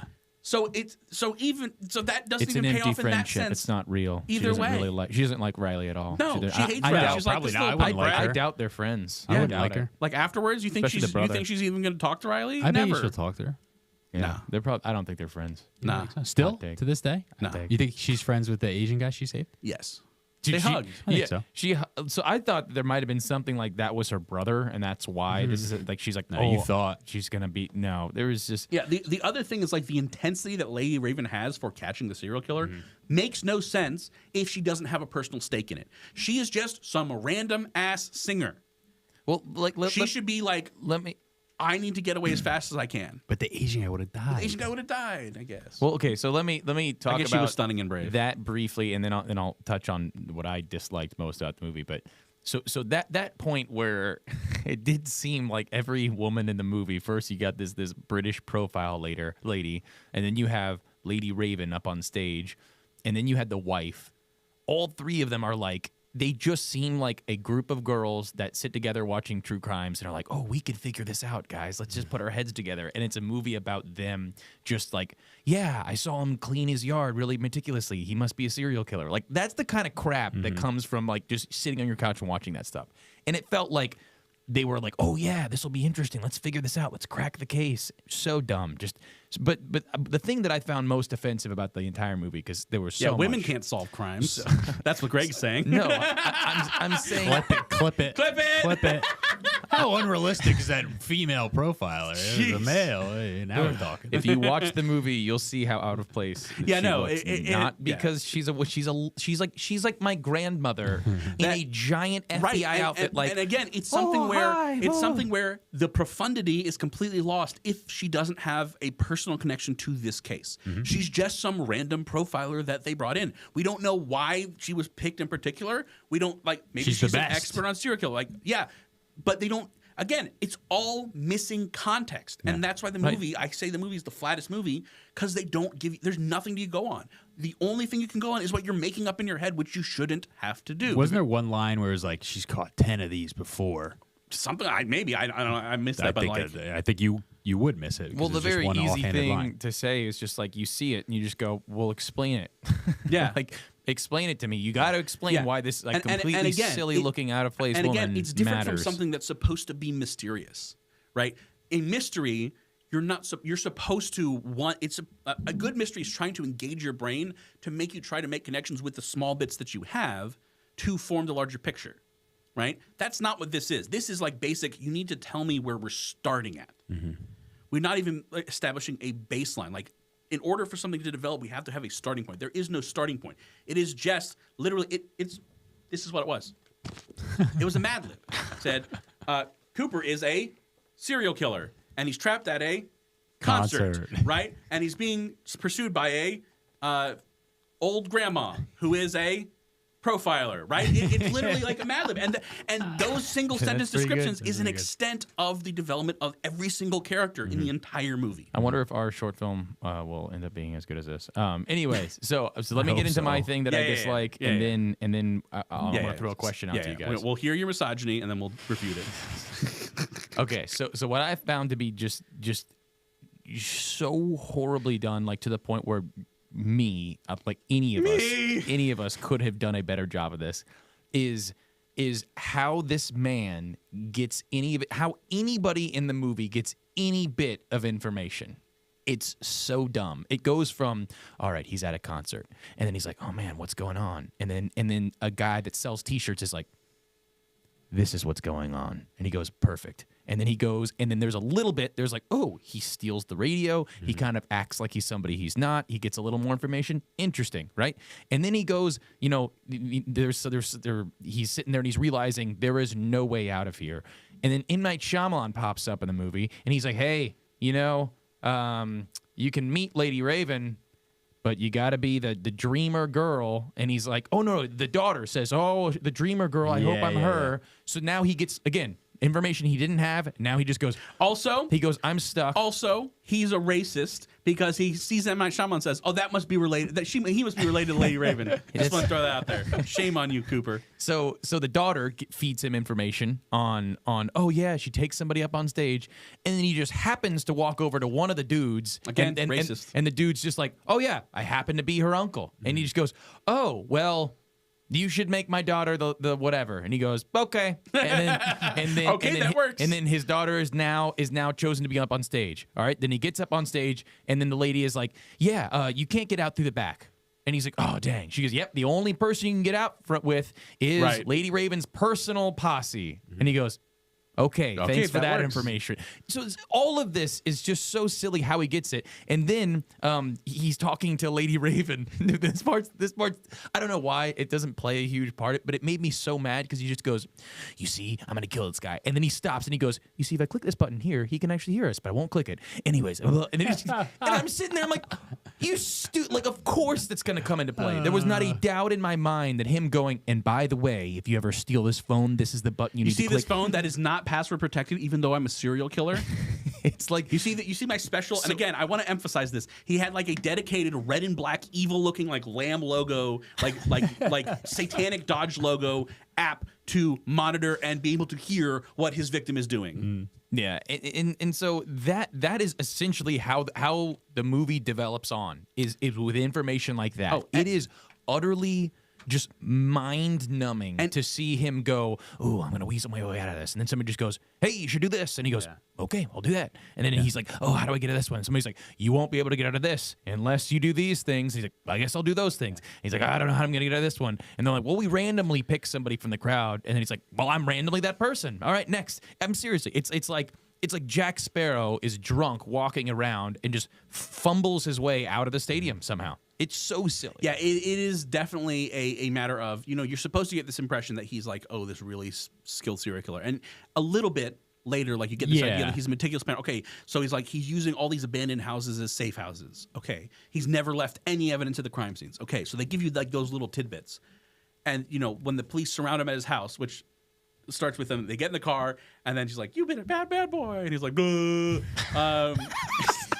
it's fucking dumb. It is. That's just like one of the worst scenes. It's just awful. And then his family's like on the line, and the police show up, and so he just like closes the garage door again. And then it turns out he has a little escape route. And then he gets in. Why do I want to say Selma Hayek? It's not Selma Hayek. Lady Raven's limo. Selma Hayek. And it's like driving Lady Raven, and they end up like surrounded by people who are like, oh my god, it's Lady Raven. And she gets out. She like manages to escape, gets out of the car. And then he somehow gets out of the car without anyone noticing that door opened because the SWAT team shows up and like shoots the crap out of the car. But he just like left the helmet there and somehow disappeared into the crowd. So there are a lot of moments in this movie that either someone had to say something incredibly specific at the exact right time, right? Okay, so did either of you guys ever watch Brooklyn Nine-Nine? Yeah. So they have like the whole heist thing. Like once a year they do the Halloween heist. I don't remember details of it. Yeah. So basically, like one year they do a Halloween heist, and then every season there's a Halloween heist episode, and it gets like more and more ridiculous, and to the point where like one of the last ones, they're like, "Oh, I've been seeding this plan in your brain for years, for like since the last heist." It's been like, you know what would make a really good thing? Like if you bought this specific thing and did this specific thing. Like, oh, got an idea, but I think it's my idea. Like that's what's happening. It's like really bad, and it also relies on every single person in the plot being mentally dysfunctional. So the police do the dumbest things. So dumb. Nobody notices, and I'm going to go back to the frying oil thing. Okay. So one of the things he does is he gets to one of the places where they're like frying chicken or whatever, and they just got these big jugs, glass jugs. First of all, they would never use glass. Big glass jugs of cooking oil that are just sitting out near the fryer. They wouldn't be there. Okay, so 2 strikes. Okay, you don't have to work in the restaurant industry to understand that that's not what you do. Okay, 2 strikes. So he manages to sneak his way back there, doesn't get confronted by any of the like 6 employees that are working there, like, hey, who are you? Right? Who have been working on the shift. Okay, whatever. Goes to the fryer and just like cranks the heat up. And of course, and here's where you can hit the science button one more time. Let me jump on this. 4 times. Man, this movie got me going, man. It's a record. This movie got me going. Like as I was thinking about for this podcast, I was like, man, I've got a lot to talk about, which is not a good sign for a movie that I didn't like. So he turns it up and it starts like bubbling more. I don't know if any of you have ever cooked with oil. Oil doesn't bubble until you put something in it. The bubbles that you see in oil are from water in the food you're cooking bubbling. So if you're just heating oil up, you will see nothing until it starts smoking on you. Well, doesn't he put the jars in there? Yeah. So isn't that what makes it bubble? So I'm going to get to that. Okay. No. As soon as he cranks the heat, it starts bubbling. And I turned to Leo and I was like, that's not how that works. Yeah. I was like, wait a minute. Wrong. Guess again. So he takes like 2 of the jugs of oil and puts them in the fryer. And the idea is like they heat up and eventually they explode. Now, if you had put like 2 jugs of a liquid in there, like, let me back up, of something water-based. Oil, like fry oil, is like at 300 to 400 degrees Fahrenheit, right? Water boils at 212. So if you put water, and this is like one of the dangerous things when you're frying, right? You never want to try to put an oil fire out with water because it boils instantly and like throws the oil everywhere. So that's why you don't want to try to put an oil fire out with water, right? So if you put something that had water in there, then it absolutely would have eventually like boiled and just exploded like that. So that's like totally, except he put 2 jugs of oil in there. So now the glass definitely could have Essentially shattered. just added more oil He to added the more oil. oil. So the glass definitely could have shattered, although it wouldn't have been under a lot of pressure. Because glass, and I don't know if you guys have ever done this, where you took like a cold piece of glass, like something that was in the fridge, and put it right into the oven, and it just shatters. Yeah. Yeah, because so glass can shatter if you change the temperature too much too fast. And even metal can do that. Yeah. So it's reasonable that if you put 2 glass jars of oil in there, they would just like crack. But they would happen really fast. Like he wouldn't have time to walk away. But they wouldn't explode like that. So that bothered me. But you know what? I can move past that. But again, he does that, and again, it's this circle. It's this circle that keeps happening. He bumps the lady down the stairs to try to see if he can escape, and he can't. He blows up something in someone's face and gets her all super burned, which, dude, that girl is scarred for life. Yeah. And that's when I was like, okay, maybe it's not going to turn out that he's a good guy, because that was pretty brutal. No, yeah. Well, I think the nudge down the stairs was. Yeah, nudge down the stairs was pretty brutal. brutal. Was pretty brutal. But he goes upstairs, he goes to the roof, and there's a bunch of snipers, which all the snipers are like sitting up against the wall that's looking so out. And I'm bad. like, what are you What are you looking for? protecting? What are you should be on the other building looking at this roof, but whatever. Okay, we've already established the police brain have one brain cell that they split amongst all of them. But you know, he goes up there and again, nothing happens about it, right? And so he goes back downstairs. So basically, all of these little circular plot points ultimately amount to nothing happening. And we're not learning anything new other than that he's a serial killer, which we already established. Yeah. It's not giving us new context for anything. So it's just like this boring cyclical movie until the very end where, again, people are not paying attention. They're literally pressing up against the limo, and somehow he steps out with not a single person noticing. It's all too convenient. Yeah, it is a movie that is built on contrivance, convenience, and people saying things that they would not say or should not say. And it's just a bad movie. Well, let me throw something at you guys. Yeah. And I've had this thought, and I really think that it might have changed some stuff. What do you think if you had no idea that he was the bad guy? Like if I hadn't seen the trailer? Yeah, sure. You haven't seen the trailer, and well, they give it away even in the movie. I'm saying, like, instantly he's just like, "Oh, let me go check on my guy that I've got trapped in the basement." And let them. What if the movie just didn't let you know until he tells Miss Raven, "Hey, by the way, I'm the one you're looking for." That'd be good. It'd be better. Well, Do you for think sure. that changes a lot? Because they'd have to build in some reasons as to why he's so curious about things. Right. But let's say they do a good job, right? Like he's an overprotective dad. He has a background in the military, and so he's like, "Hey, what's going on here?" And he keeps asking questions, and now it's showing you his panic for his daughter, and he's trying to figure out what's going on. Okay. The only thing about that is then the 2 instances of him like pushing someone down the stairs and blowing up the fry oil make no sense. Well, obviously, in a that. lot would have had to change. Let's shave a few of those things. What I'm just saying is, like, what if you had him doing these things?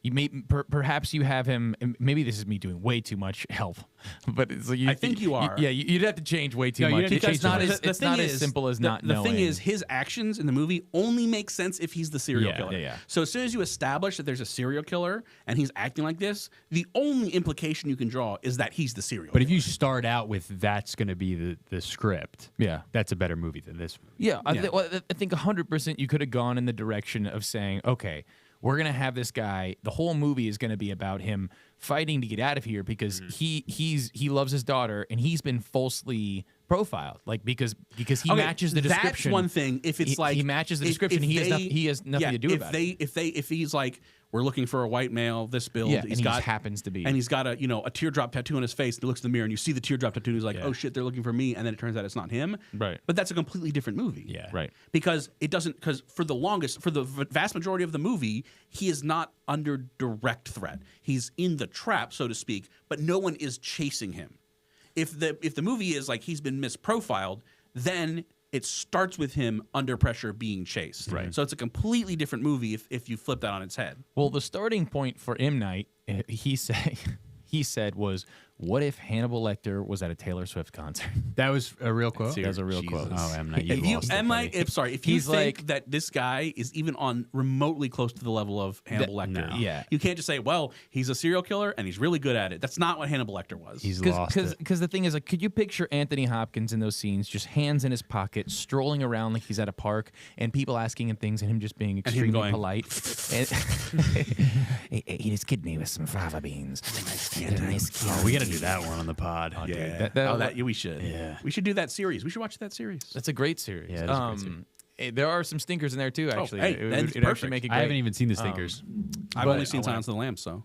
wanna- Anyways, They're two good ones. Anyways, so I think that if that was his goal, then maybe. I mean, anything with Anthony Hopkins playing Hannibal Lecter is gold. So yes, you have him anywhere, and that's a good idea in theory. Yeah. But you just wrote a character who was so you say that Anthony Hopkins was in Transformers 5. Don't forget that. sure. We watched no, that. I He's said human. I said Hannibal acting as Hannibal Lecter. He's a mere mortal. But I don't even know. That's where though that this is where when I heard that and I'm like, okay, there's no way you get to that conclusion not talking to your daughter who you want to be the next Taylor Swift. There's no way he doesn't want his daughter to turn into Taylor Swift. Right. And he's sitting there going, there's no casual wouldn't want my daughter to be there's no Taylor Swift, by the casual way. way that a dude is like, oh, Silence of the Lamb and Taylor Swift. that's not the But place it's the your crazy mind goes. mind of M. Night. No, it's not. It's just him saying, "Oh, I can put my daughter in this role where she's not only gonna be able to write a bunch of her own music, perform a bunch of her own music, Release all of it. but she's going to then be able to be seen as this heroic TikToker who saves the day and is an expert at profiling serial killers." I'm like, so you just created her as the most awesome. So my implication from that was that because she was so involved in the investigation, which didn't make sense, she was working with the profiler, and the profiler had told her, Yes. here, you know, That would yeah, have to be this the case. person grew up in a bad household and had problems with his mother, which, again, something that they never played on. So I want to throw you guys a question. M. Night Shyamalan is famous for twists, obviously, and this movie had no twist, but it didn't even have plot development. So I mentioned a few, but I'll re-mention just a few.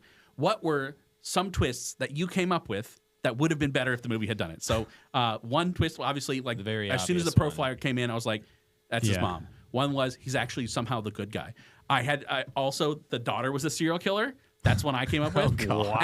And then when they were at his house, I was like, oh, what if the wife is also in on it? I was gonna say the so wife those were some being- things right there Yeah. that I was like, these would have made good plot twists. I was going to say the wife being in on it. I think that was the last, like, oh, there's actually not going to be a twist in this movie. Yeah. Once we realized that she was not in on it, I was like, wow, this is just a very straightforward, shitty movie. Well, and there Yeah. was a second that kind of gave you a little bit of a idea. So you have the cops leaving her house, and like, we've got the kids safely away. Are you sure you don't want to go? And she's like, I want to be alone. Yeah. And then my ears kind of perked up, and I'm like, wait, she's definitely waiting for him. Like, oh, it's her. And he's been acting bad and evil, obviously, but maybe he's doing it because she's in trouble and she's in hot water, and he would do anything to save her. That's why he's being a nasty guy. And all these, I'm like, okay, it's not going to save this movie, but that's the twist for sure. No, she was just like, I want to be an idiot and sit here. Oh, you're back. How did you do? She's like, Well, it what- wasn't what being is an sh- idiot because that was part of the trap too. Because she had already put the whatever the chemicals in the cake. So she knew he was coming back. Yeah. Well, also talk about another scene that just made you want to cut your own face off and become Hannibal Lecter. Like, again, with Did your Hannibal own Lecter face. do that? I don't remember No. that part of the movie. He cut out somebody else's face, but right.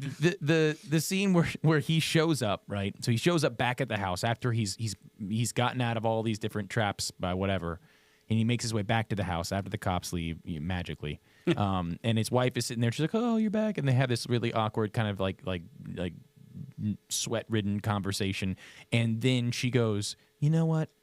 Let's have some pie." And he goes, Just before we end it. "Yeah." She's like, "Before we end it, let's just have a piece of pie." It made the thing is, no. okay, It was just I- so. I'll push dumb. back on that a little bit. I think that was like not unreasonable. She's like, "This is my last request. Like, I've loved you and didn't know this side about you for so long. Let's just act like normal one last time for Riley, who he's like clearly shown how that he cares for his daughter. One last time, and then you can kill me." So that actually, that worked for me. I think the dumbest but part about I the don't scene know. I was thought it was weird. was him taking his shirt off. Yeah, I was like, wait. He just starts unbuttoning. He gets a knife and he starts unbuttoning his shirt. I'm like, Why You're is like, this happening? there'll be a reason for why he's taking his shirt off. It was It's so not the he's just tasers could hit the direct skin. It's as he if knew. He knew. It's as if Shyamalan was like, oh, he's gonna take his shirt off and then he's gonna stab it. Oh wait, I gotta write this other part, and then he just totally forgot. And the character's reading it, and he's like, oh, and Josh I Hartnett's gotta like, I'm take my taking my shirt shirt off, and Shyamalan's like, oh shoot, I left that part in there. It has It's too nothing. late. It's just he folds it up and puts it on the table, and then they have their piece of pie. He's drugged. The drugs don't do anything, so he's tased. The taser doesn't do anything. He's tased 3 times. That doesn't do anything, and then he falls to the ground. Like, it is just an absurd. I have no idea where this movie was going. It just doesn't work on any level. It was one of the worst. And so here's another thing I'll add. It didn't have the elements of, so I've said this several times, where like there are 3 red flags for me currently with movies coming out. One, is it just a sequel or a remake, which is like everything nowadays. It's like Twister 2. Like, when the last one? Heard that was good, though. Yeah, it was actually good. kind of fun. It was a fun movie. It's either a remake or a sequel, Beetlejuice, whatever. Just any kind of thing that has an existing, audience, or it's a superhero movie, which is typically falls in that first category too. But let's just call it superhero movie because those are the big things. Or it's woke at nauseum. It's just nauseatingly woke all down your throat. So those 3 things. If you can find something out of the realm of those 3, I'm typically like, hey, even if it's not that great, like that'll be a good watch. It's not going to be something I've seen before. Have they been though?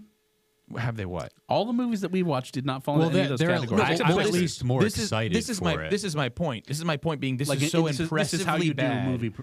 Yeah, This is so impressively bad because it didn't fall victim of any of those 3 things, and it was still so bad. Yeah, and that's why I called it the most disappointing movie we watched this year, Yeah. because Strangers, I was not expecting anything out of it. Well, Strangers Planet of the Apes- was just a blah movie. Yeah, it was a it blah wasn't, movie. it wasn't Again, horrible. Again, but it wasn't like, and again, I think this is one of the things where you can like go on an objective scale of how poorly made a movie is, and there are definitely worse movies than this. Sure. But I think it's also important, and this is where the subjective part comes in. I think your expectation and where it lies, I think the gap between that worsens a movie. So stuff like Last Jedi, Force Awakens, Rise of Skywalker are to some extent competently constructed movies. Right. Now you can get into the details, but like if you just take a step back and look at them, they look fine. Yeah. Like you could break down the throne room fight scene and see that it's total trash. But when you're watching it, it's kinetic, it's happening, and it doesn't look like garbage. Right. But what it did to its franchise, to this storied franchise that has existed for almost 50 years at this point, and has changed and impacted the lives of so many people, to have it just completely corrupt that, Right. brings it down so much because of what it did to the thing that it represented. Right? It's like jumping. It's like, if you fall off a cliff, right, you got a long way to go down. Versus, if you fall off a step, it's still going to hurt a lot, but you're like, oh, this is going to hurt, and you break an arm. But if you're falling off the Empire State Building, you're like, well, it's over. I think we can add a 4th tier or 4th bucket to that. What's You this? just mentioned M. Night movies. Yeah, Oh my I'm hot take. I'm with Liam on this one. M. Night movies now, for sure. They haven't They're been good all for a while. asked, dude. They've been asked for a while. They've been really, really bad. Yeah. And He's and so completely off the to your reservation. point, to your point, when we're sitting there watching trailers, evaluating whether it looks like it's worth watching or not, right? Is it a sequel, prequel, reboot? Is it a superhero movie? Because those have been pretty trash lately. Right.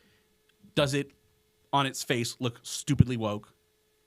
And if it doesn't check those boxes, then okay, maybe it's worth working out. And the other thing is, again, I watched the trailer and I was like, oh, I'm intrigued. You hooked me. You got me. But then the movie gives you nothing more than the trailer does. Yeah. The Yeah. trailer was the entirety of the movie. Well, and that's what I'm saying. It like which is another. It's an hour and a half of things that It actually felt so happen. much longer. I can't believe it was actually a short And movie. I'm kidding. I kid you not. There's probably about 30 minutes of just music. If you actually Yeah, if you the tagged it all concert. back to back to back to back to back, Which was all so bland. yeah, bland and just had no. So you've got about an hour of anything actually happening. And all of those things that we've been complaining about were shoved into that just 1 hour. Yeah. So there was no room for anything. It was just all bad. I tell you what, if you guys weren't there, if we weren't watching it for the purpose of talking about it, I've never done this before. I might have walked out of the theater like 20 minutes in because of how cringy it was, because of how difficult it was to watch. And again, that was before it got even to like the plot holes, the inconvenience of I it. know. Like that was just like the cringiness of it. I was like, I can't do this anymore. and he liked Old Boy. Oh, God. I was actually going to bring up Old Boy because remember when you mentioned the 3 keys to a plot twist Old Boy checks all of those. I agree. Right? I think Yeah. Old Boy is a very well made movie. I just think it's so Bingo. disgusting. I think it's so disgusting. I It's like, win. hey, No. you painted this gaping butthole really well.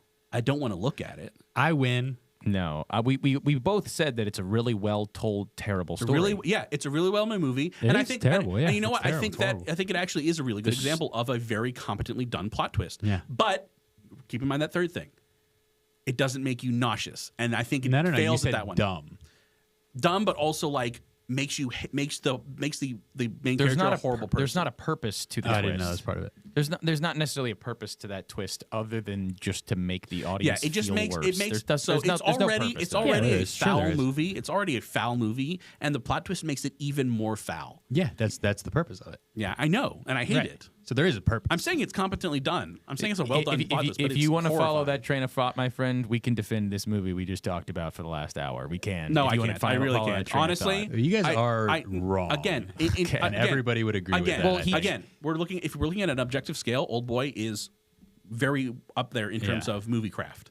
Yeah. But if we're talking about what you should want to see in a movie, that ain't it. Some I mean, people this wanna ain't see it that too. But Some people want to be horrified or nauseated. Well, some people By want to our watch cinema. Taylor Swift concerts, Yeah. and they really like. And they're wrong, they really, too. they really like. And they really like true crimes. So they would have loved this movie. So it's completely subjective, is what Compared you're Old saying. Boy and to there goes Taylor our Swift. entire female audience. There could not be two more polar opposite things: Taylor Swift and Old Boy. We just found the ends of the They're spectrum. basically the same thing. I hate both of those things, so I don't know where that puts me. Okay, I get in trouble every time I tell people this. I cannot tell Taylor Swift and Katy Perry apart. Like their songs come on and they sound exactly the songs. same. Like when they're singing, I can't tell their singing voice apart. They sound the same to me. Liam goes, "Oh, their songs." I thought you were saying physically. Oh, I don't know what they look like. I guess I have a vague idea of what Taylor Swift looks like. She looks like a generic blonde. Yeah. Yeah, you nailed it. I have no idea what Katy Perry Got looks it. like. I don't have a picture of Katy Perry in my head. She used to be a judge for the American Idol, so I feel like I didn't watch American Idol. Taylor so- Swift is just more pretentious. So if the song sounds more pretentious, that would be Taylor Swift, as opposed to Katy I Perry. guess my brain just Fully like tunes it canceled. out. Yeah. Yeah. No, I don't blame you. I think it's horrible. Yeah. So okay, was And I it- like K-pop. Like I can get into some Yeah, K-pop, yeah. but K-pop at least is in a different language, so there's like a part of me that's intrigued by it. was there anything about this movie before we wrap up that was Good. Liam is already starting to make. Is there anything you liked about it that you're like, hey, that one part was kind of cool, or like you like the way they did this? I really like that it put me on to Selenka, which is the name of M. Night's daughter's music on Spotify. So I've been listening to that recently while You I have work. not. Pull the other one. And so I appreciate that. Selenka. But other than that, My new Slink. obsession. Selenka. Slinky. Slinky. No, not at all. Yeah, I'm struggling to think of any part of that movie where I was like, oh, that was well done. I think some of the cinematography was okay, but again, it's so out of like because of the lack of context, it's just ends up nothing worked. Nothing worked. I thought the very brief parts where you had him actually doing what he was supposed to be doing the whole movie, which was being crafty and getting out of these traps, Yeah. were fairly interesting. Like when he walks into the room of all of them, he puts on the tag, he casually just walks up, says, "Oh, do you guys want some donuts?" And he just happens to open a door and find this, and he just walks out and grabs a radio. I go, okay. It's cool that they're all trying to catch him. It felt like a game of Scotland Yard. Also, where, but like, which police officer didn't have their walkie-talkie and then was like, "Hey," and again, they're being like super meticulous and doing briefings. One of the officers would have been like, "Hey, my walkie-talkie's gone," and then we're like, "Okay, he has a walkie-talkie. let's triangulate it. We got to do somehow. something." Would have been else." like, hey, can I see your ID maybe when he's on the roof? Yeah, so they Like- did the Hamilton thing, like the secret passcode on the roof. I expected them to do that when he's walking through all of the cops. Right.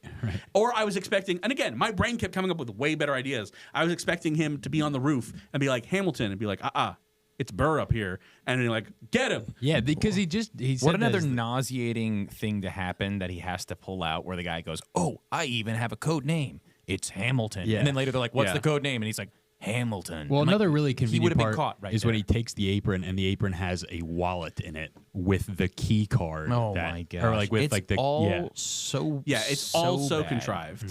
So yeah, bad. so there's even the parts where he's being clever still have so much like he opens that drawer and there's sugar in there. He's like, "Oh, here, use my stash." Like, yeah, it was smooth, but if there Yeah. hadn't been sugar in Yeah, that stash, if everything hadn't been exactly right for him, It would have set off he would have alarms. gotten caught immediately. Now, yeah, it might have taken down a couple guys because apparently he can take 7 tasers, but like he would have gotten busted immediately. Like it was all set up, and no payoff. No payoff in this. Again, to use my credit example, it was an entire movie of edging with no climax. 0 out of 10. Yeah. Legitimately. There is nothing to get out of this movie. It is not worth your time. It's not even like you can enjoy the badness of it. It is just nothing. It's a nothing burger of a movie. The badness is far too cringe, and not in the Bully Maguire sense. That is actually kind of charming now if you watch it. That's a really good interpretation of it. No, this one is cringe in the sense that like you have to just get it off of the screen as quick as you can. To quote that one in Mom. Brother, what's that, brother? So like, that's the movie. Well, anyways, so we didn't hit with Trapp. It got a thumbs down from all of us. 2 thumbs down. If I had 3 thumbs, I would give it 3 thumbs down. This is the official. This is the nearing the end here of season 2. Next week we will. Greg and I didn't have to pay for that movie because we got A-list. I wanted a refund. So next week will be our wrap up of season 2. We will be having just kind of a season breakdown, going back through some of our favorite moments, some of the movies we've watched, the guests we've had on, and we will be going through the Mad Libs and be selecting our featured Mad Lib and the one that we will be attempting to do a short film on. And we will also tell you guys what to expect come season 3, which we're all pretty excited about. Pretty much anything other than what we just went through will be better. I'm telling you, man. We kind of tried to shift to watching movies in theaters to not necessarily to be like we need to be relevant, but like to be a little more up to date with what's going on in cinema. Right. And man, it's just been disappointment after disappointment. The 2 movies that have been the best movies we've watched were the ones where we were like, those are not going to be good movies, which was Twisters, which was a lot of fun. Yeah. And Bad Boys for Life, which was like legitimately good. Yeah, it's true. So yes, again, we'll be talking more about what the transition to season 3 will look like. We'll be wrapping up season 2 in a couple weeks. Thank you guys for watching. If you haven't yet, like and subscribe the channel. And to all the folks at home, we will see you next time.